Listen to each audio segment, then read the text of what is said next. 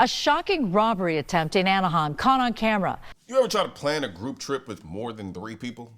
You'd honestly have better luck getting Congress to agree on pizza toppings.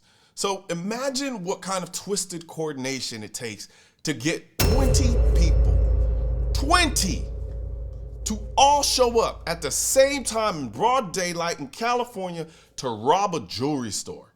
5 cars pull up, sledgehammers come out, and then one man, one gun, one shot. And just like that, they all scattered like roaches when the lights come on. Let me show you the video. At least 20 people in broad daylight trying to bust into a jewelry store, but this time the owner stopped the heist in just seconds. In that surveillance video, you can see at least 20 people trying to bust through this door right here, many with sledgehammers, until someone inside fired back. A violent would-be smash-and-grab robbery stopped in seconds. Every single one of them is covered in blood from head to toe. Watch again as at least 20 people wearing hoodies Thursday evening in Anaheim get out of 5 cars and swarm like hungry bees outside Elmira Jewelry. When I watch the window, I see many people. I can't count it.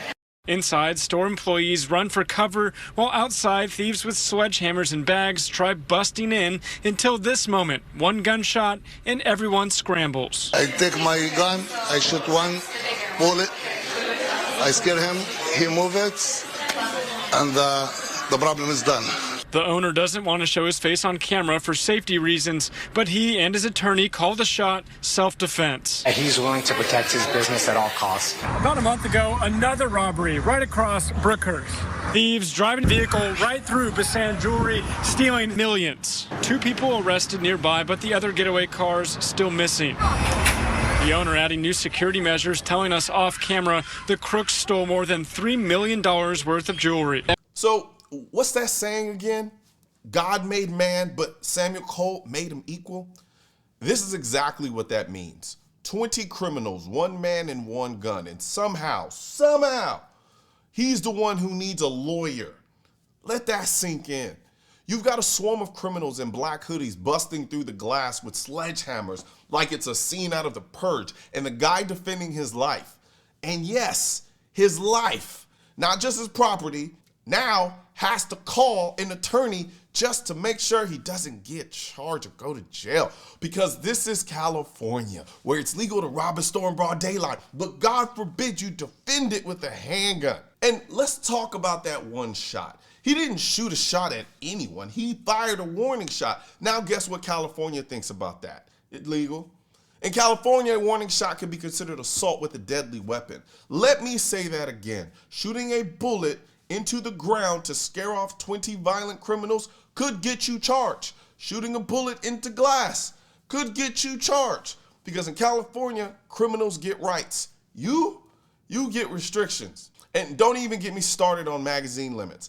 You saw how fast they ran after one shot. Now imagine they come back, only this time they come back with guns of their own because they know it's California. They know it's hard as hell to get a gun legally here. So they assume, correctly, that mostly nobody has a gun in his arm. But let's say that shop owner is one of the lucky few who is armed legally. What does that state tell him? You only get 10 rounds. Meanwhile, the criminals don't care. They've got 30-round mags, drum magazines, whatever they can get off of the streets. So now this law-abiding store owner is supposed to stop a group of armed organized criminals with 10 rounds and a prayer?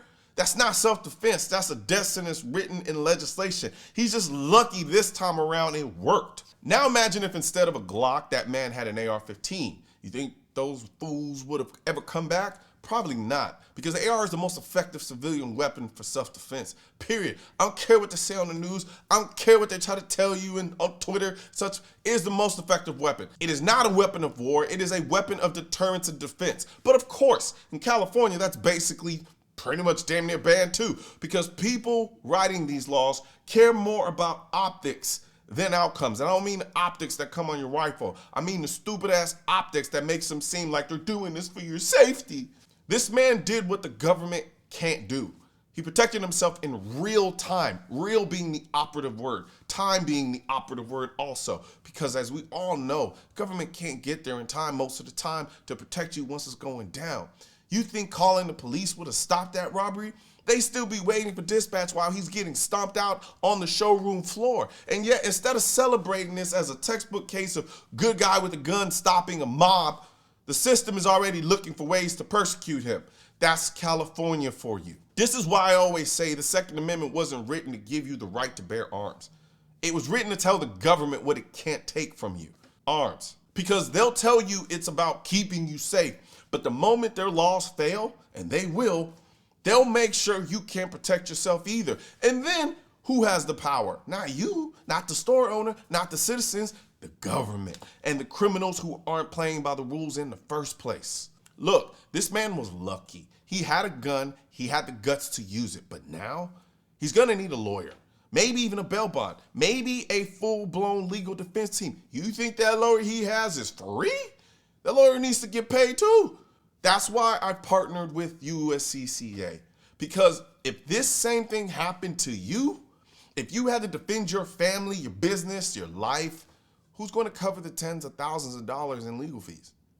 USCCA members get access to attorney coverage, critical response teams, and legal protection. You train for the fight, you prepare for the moment, but what about the aftermath?